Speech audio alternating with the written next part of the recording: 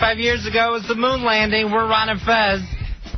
We didn't land on the moon. Well, we did, Fezzy. We're part of this country, and we could all take pride in the fact 35 years ago we landed on the moon. To me, the space program is the one real part, I think, that all Americans can agree. Kick some ass, and we can still kick ass again. 866-277-4969. 866-277-4969. Here's Ray. Ray, you're on Ron and Fez. Yeah. Yeah. Well, I think it's a good deal because I was in Saudi the first time. Yeah. And we wouldn't have had the technology now if we hadn't done back then what we did. So you're saying a lot of the technology that the armed forces uses, stuff like missile-guided stuff and all is because of the technology that we got working through the space program. Now, if we hadn't done That's right. All right, thank you. I know you want to listen to yourself, but you got to be able to work that out. 866-277-4969. I know I can get the fact that why don't we go and use that money on something else. But I don't see us fighting AIDS with the money that maybe we're not putting into the space program. I don't see us curing cancer. It doesn't seem like we're doing that. We put a lot of stuff in this Iraqi war, but I would love to see us go after Mars. I think that would be exciting. That would be so absolutely thrilling. No matter if they left from a space station or from here.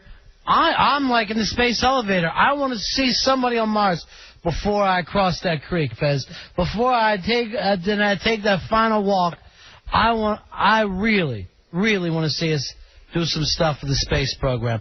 Hey, Tex, you're on the Ron and Fez show. Yeah, I think reality TV could give moon landing a run for the money. What about this? A reality TV show about people landing on the moon. You go through their training with them. I mean, people would love that kind of a documentary series now, Fez. And maybe that's what we need to get people excited about it again. I know the accident that we had in the 80s, the one we had a couple of years ago, kind of took the wind out of people's sails, but that's all part of it. It seems hard to believe we would lose our enthusiasm or imagination for going to the moon. Enthusiasm. That's what we need. But, here's the problem. Everybody knows Neil Armstrong's name. And then after that, it starts to get difficult about who walked on the moon. Then you start to get confused. Yeah, if you watch some of those, like, Apollo miniseries or whatever, I think the Tom Hanks one or whatever, they talk about how those later moon missions, like we went as late as 72. Yeah. It was like, all right, you guys are going to the moon, but what are you doing? We got it. You're on the moon. Great. And then it's because there are a lot of other social things on this planet that need to be fixed. Hey, Mark, you're on Ron and Fez. Yeah, I think it's a great idea to extend our space program, too, and put a lot of money to it. But if you think about it, there's 45 million Americans that don't even have health care. And that's just one issue. There's a million others that we could put billions and billions and billions of more dollars towards. I get that thinking, but we don't, Mark. You know what I'm saying? That's the problem with that. It's not like, okay, why go to the moon when we have health care? Well, then let's attack the health care thing. But why can't we sit back? I think this is the thing that made Kennedy one of those presidents who stands out, whether you agreed with a lot of his stuff or not. But he was a president, and maybe the last president, to challenge the country, and then the country rises to the challenge. I know Carter challenged the country, but we didn't rise to it. We threw him out of office. But you know what I'm saying? There's something exciting about that. But if we took more money to make our program even better, to walk on, like, Venus or Mars or Uranus, what if that'd take money away from things that it's already going to? Like what? That's what I'm not getting. Do you pay attention to Congress? I work there. It always... Go ahead, buddy.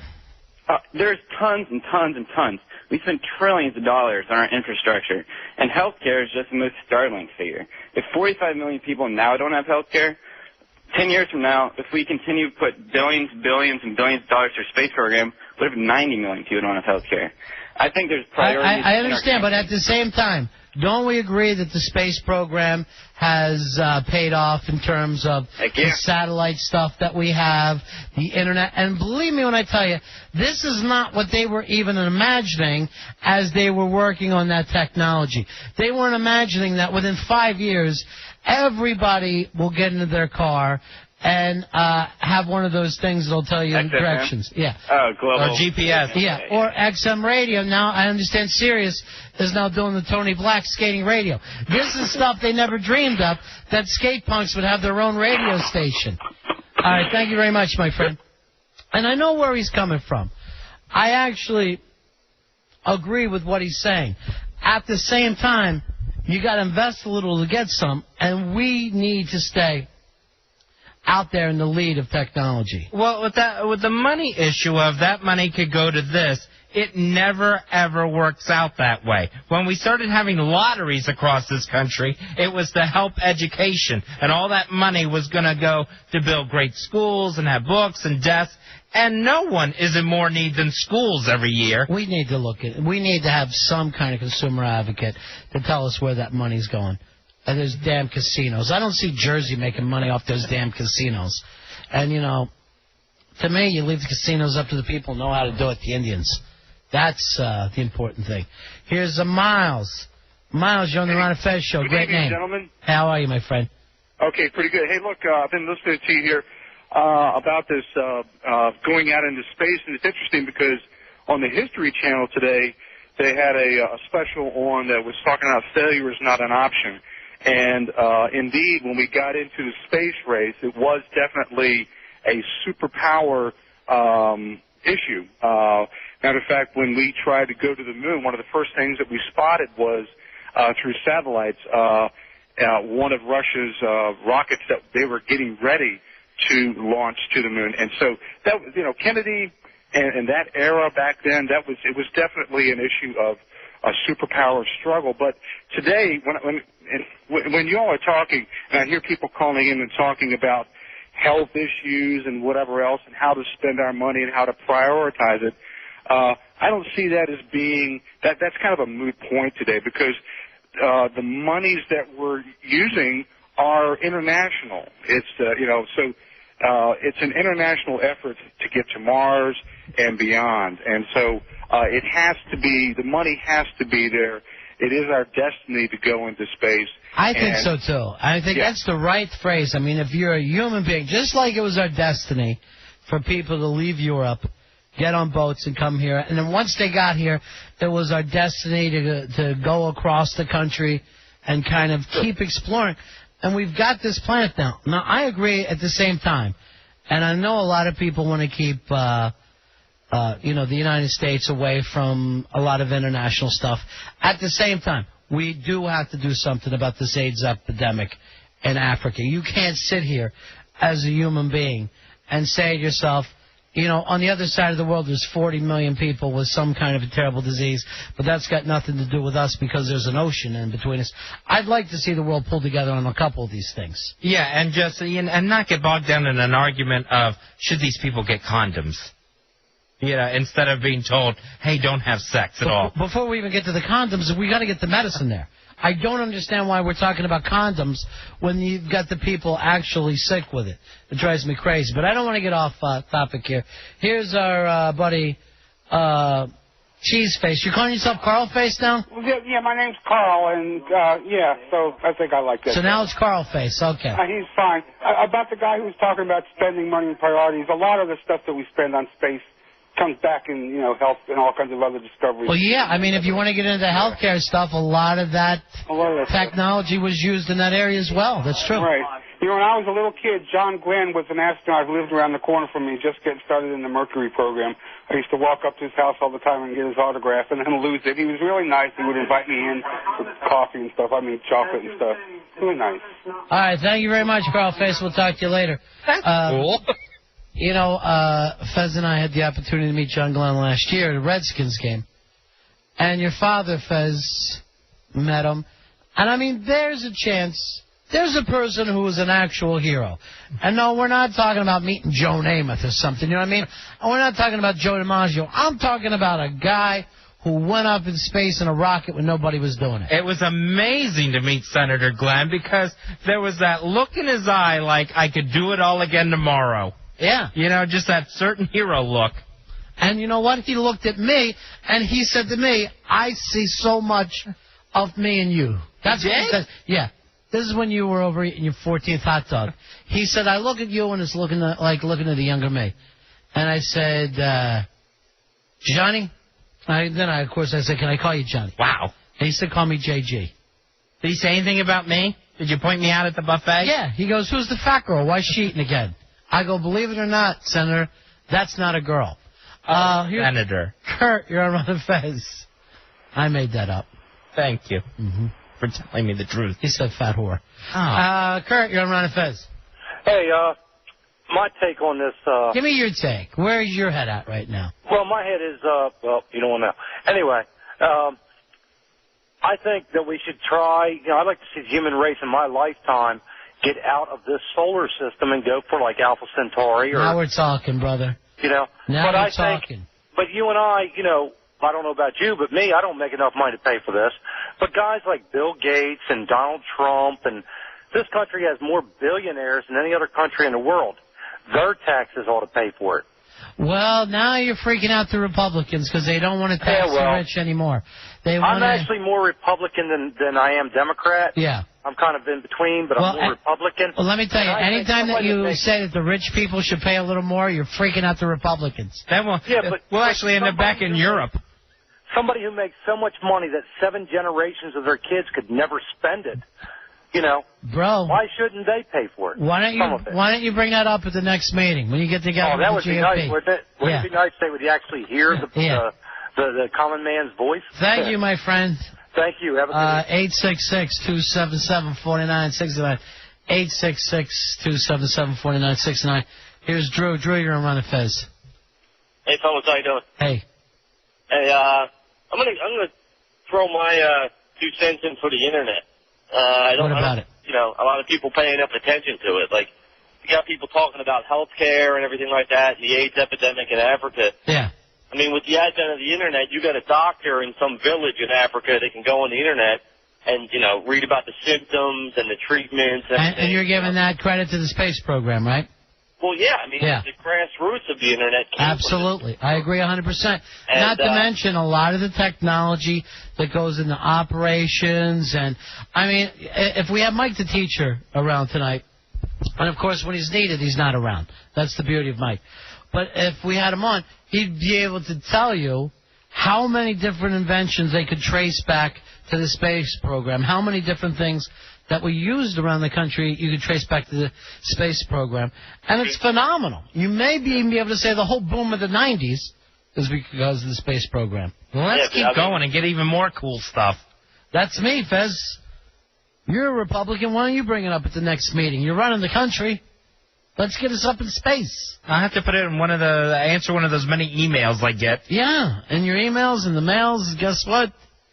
Here's Matthew. Matthew, you're on Ron and Fez.